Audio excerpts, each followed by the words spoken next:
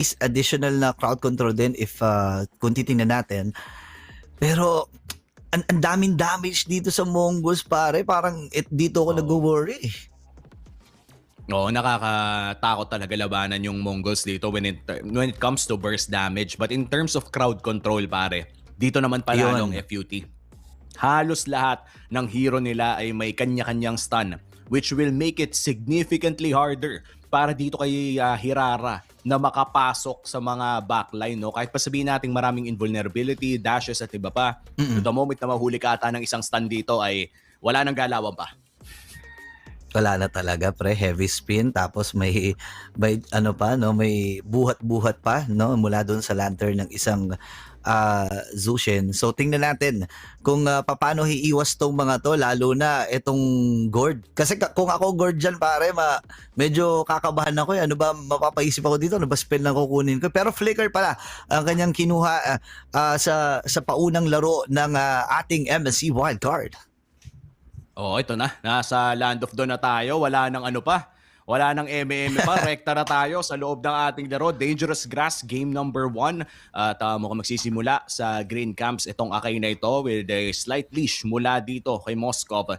And so far, mukhang kalmado ang takbo ng Land of Dawn. Early gank na nagmumula dito kay ZX Aura. Pero mukhang hindi sapat ang kanyang damage. Siya pa ata masasaktan dito. A 3v2 forces the Flicker out. Pero papasok yung Sora. Si Exy ay mapopoke din. Flicker burnt as well at papasok na naman dito yung Akay. Kazue with the damage. Si Oxay susunod na rin. Lalagyan ng konting lantern pero mukhang makakatakas naman ang parehas sa koponan. Biglang nagsakitan. Minute number 1. Ang dami nasunog doon, dalawang Flicker para sa FUT habang kay Ox naman ay nasunog din. Pero ang pinakamalaking importansya or nabigyan ng importansya dito ay wala namang namatay no, sa magkabilang kupunan at nakapag-farm ng malaya itong parehas na jungle na to. So kumbaga kung iisipin natin, nagkaroon lang ng kantian, nagkaroon lang ng konting tansyahan. Kumbaga parang ang gusto lang ata parang hi hello lang, kumbaga kumustahan lang.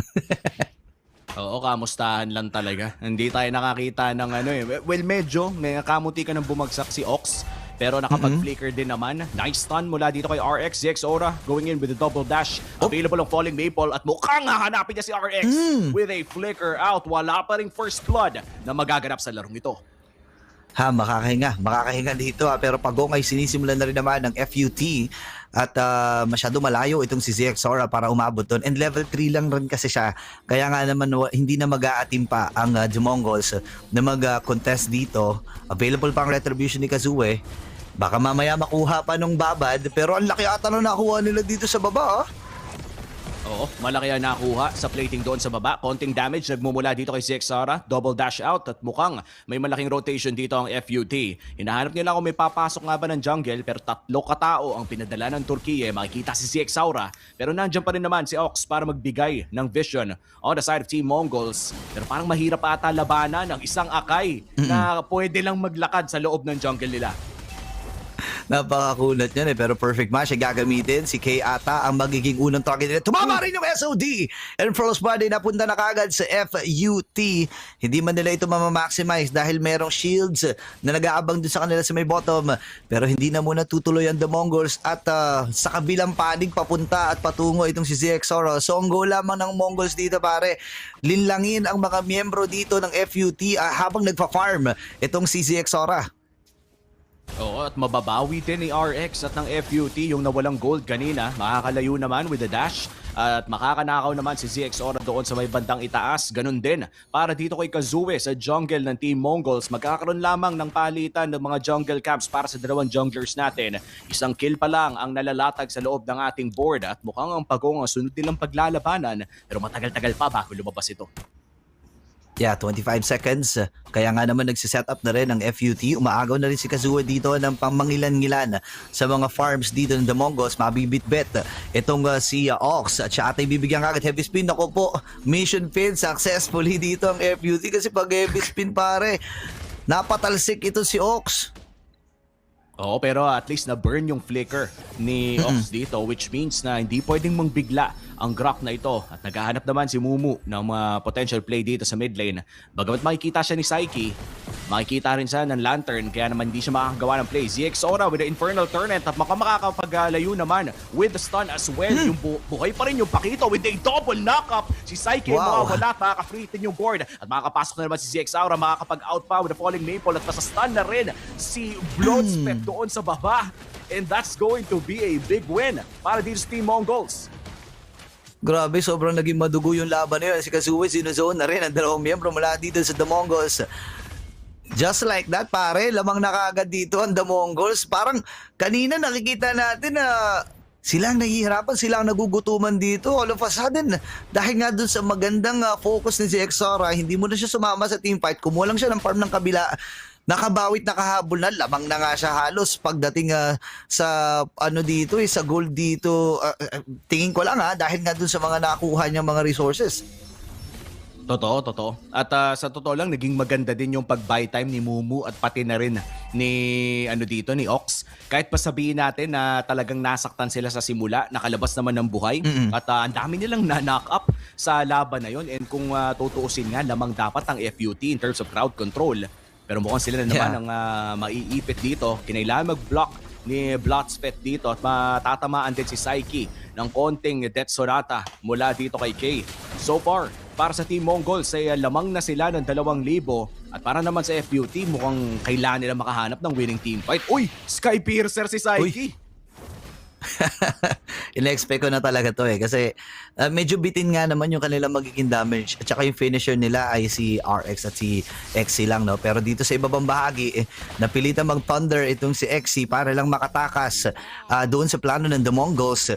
And this time sa itaas sa bahagi naman may pinaplano si Ox at itong si Kay. Habang si ZXora tuloy-tuloy lang sa pagnanakaw ng mga resources, pero ito naman lamang na sa level dito si ZXora against Kazue. Oo. At napakabilis ng kanyang ginagawa. Nice stun mula dito kay Bloodspec pero mukhang si Ox ang susunod nila. Available ang heavy spin, makakapag-ulti palayo. Tectonic charge plus the Crimson Beacon mabubuhat at babagsak sa SOD. Pero ang kill ay mapupunta pa rin kay Psyche at itutuloy pa ata nila dito sa mid lane. Fatal Link sa isa at ayayakap pa ng Sora yung isa, si Mumu. Makakapag-flicker palayo pero sasapak na lamang sa ere. And that's gonna be FUT striking back. Makakakuha pa ng dalawa. Yun lang, medyo na-underestimate nila ata yung potential dito ng FUT. Kanina pa natin pinag-uusapan yung crowd control na meron sila. Paglatag ng mga heavy spin, ng mga fatal links, wala na talaga mabubuhay dun And this time ay makukuha ng FUT itong pagong na ito.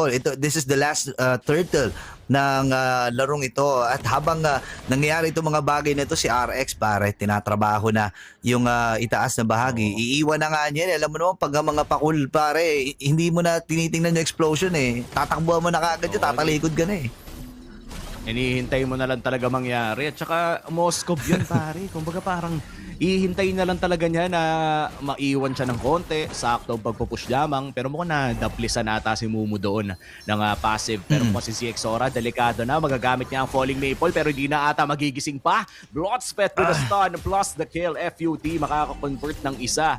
Parang sariling error yung nangyari kay ZXora. Kumbaga sa Tagalog pre, malamang naging call niya, akin yun pare, akin yun. Diba? Akin. Yun yung sinasabi mo kanina, Umi, no? Parang sobrang daming crowd control dito ng FUT. Kahit isa lang yung kumonekta, alam mong may paglalagyan itong si ZXora. Hindi naman din ganun kakunatan itong hero, no? Pero heavy spin na gagamitin nila. Nakalusot pa with the wild charge. Pero nandito si Bloodspet. Gagamitin na nga ba yung kanyang fatal, nagamit na niya actually kanyang fatalist, pero si Ox ay mamamatay din. To the rescue ang mga miyembro ng Mongols, tatama yung mga projectile mula dito kay Mikey, pero wala na magiging follow-up at hindi na nila maililigtas pa ang kanilang kakampi. Ito yung nakakatawa, no, para sa parehas na teams ngayon. Wala silang pakikontank yung mahuli nila, pre. Pag may nahuli silang isa, bibigyan nila yan. And consistent yan for the past few minutes ng larong ito kung saan mahuli nyo yung Grak, tara, bigyan natin. Mahuli nyo si Kazue, tara, subukan natin. Si Bloodspet, naipit, tara, bigyan din natin yan.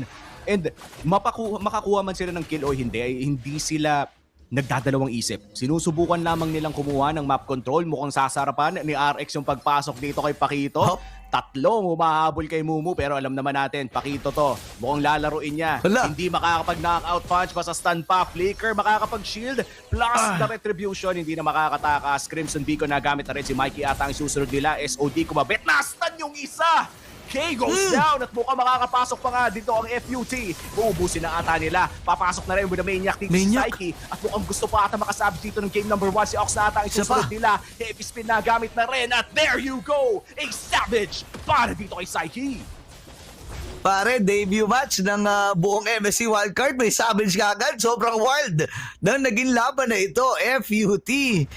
Bigla-bigla na lang nakabaliktad ng laro. Grabe si Psyche, pare. Ang hapdi at ang sakit na 5 stocks instantly doon sa kanyang Sky Piercer na nanganganib kanina kasi piso lang yung laman. Ngayon, ang dami. Ilan na? Lima na ba? Anim na ang laman ng kanyang Sky Piercer dito, ladies and gentlemen, or 60. Tapos kukunin pa ng mabilisan ng FUT. Hindi na natin papakita kasi matik na daw nakuha na yan eh. O, ayan o. Nakuha na nga. Sino nakuha?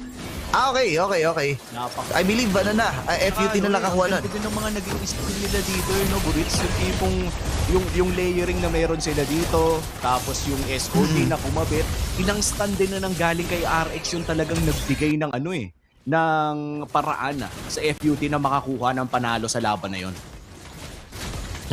Ang daming mga nangyayari dito, pare. Ang The Mongols ngayon ay kailangang kumapit muna under the turret. Dahil wala naman silang choice dito, hindi sila pwedeng umangat kagad. At eto na yung factor na sinasabi natin, Umi, yung crowd control mula doon sa Fatal Link, sa Heavy Spin, mamaya-maya ay may kita na natin yan dahil nga naman may nasa iisang pwesto na lang ang The Mongols, so mas madali para sa FUT na patamain at pakonektahin ito. Buti na lang na doon si Ox para nga naman mapigilan din si Bloodset. Bloodsfet na makahanap din ng kanyang posisyon. So medyo kakalmahan muna ng FUT. Pero walang mo nakakapagtaka dito Ay hindi. Lamang na pala, I believe. Ay hindi lamang pa rin ang goal ng Mongols.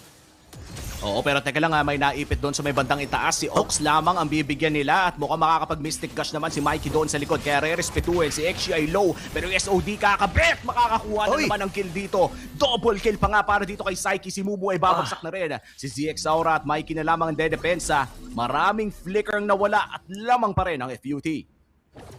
Ang dami mga nangyayari dito. I believe nagkakaroon lang tayo ng konting dyan sa mga graphics natin. Pero ang pinaka-importante dito lamang ng FUT, I believe, sobrang laki na ng kalamangan nila dito in terms of economy. Tino mo naman yung pag-zone dito ni Kazuo. Pipilitin ni ZX Aura na pakalahatiin yung kanyang HP. Pero tuloy-tuloy lang si RX. Kaya lang hindi nila mapapabagsak.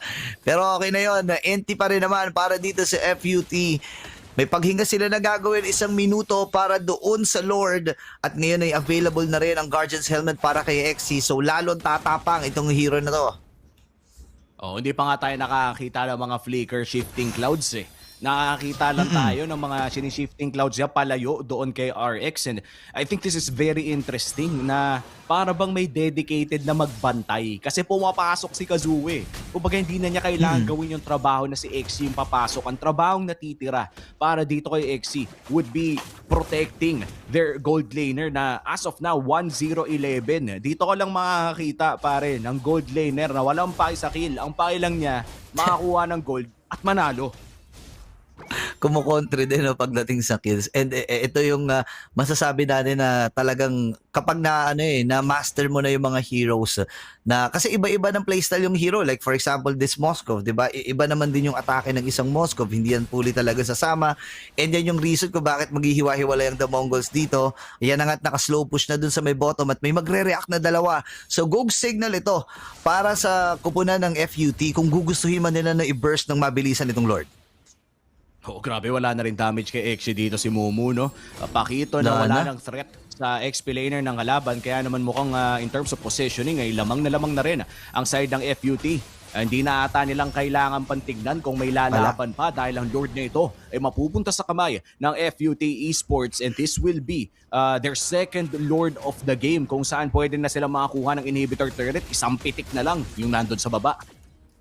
Nako, ang hirap na ito. Ngayon, may immortality pa si Bloodsfet. So, lalong hihirap para sa kanilang kupunan. Ayan na, laki na nga ng kalabangan pre. Na 5.6k ang gold dito ng FUT. So ngayon na yung Lord ay may mamarche dun sa ibaba at fino-flow na rin ni Exy yung itaas. Para bang magsasabay-sabay ata yung mga wave dito at kailangan talaga maghanda ng The Mongols. Sobrang delikado ng Mongols dito. This is truly an endable game para sa FUT. Kung makakapitas sila ng isa, kaya naman papasok na dito si Bloodspec. Naghahanap ng play, pero kalma muna, saktong pagpupush ang call ng FUT. Yeah, iwas muna sila dito. Ngayon, available na rin naman ang Divine Game para kay Mikey and BOD para kay ZXora. Additional na damage na manggagaling sa kanya. Ngayon, tuloy-tuloy lata sila dito sa migid ng bahagi. Perfect match ay gagamitin. Bababa kagad sa 40% yung boy din. Pero nagamit din yung Fatal Links sa may Shifting Skies. Heavy spin naman yung nabitawan na rin. Makakatakas si ZXora. Buhay pa rin naman si Kasiwen. Legendary rin si Zyke. Ayaw na nila magpaawat dito. Papasok na rin ang panandalian itong si ZXora. Habulin pa dito ni Zyke.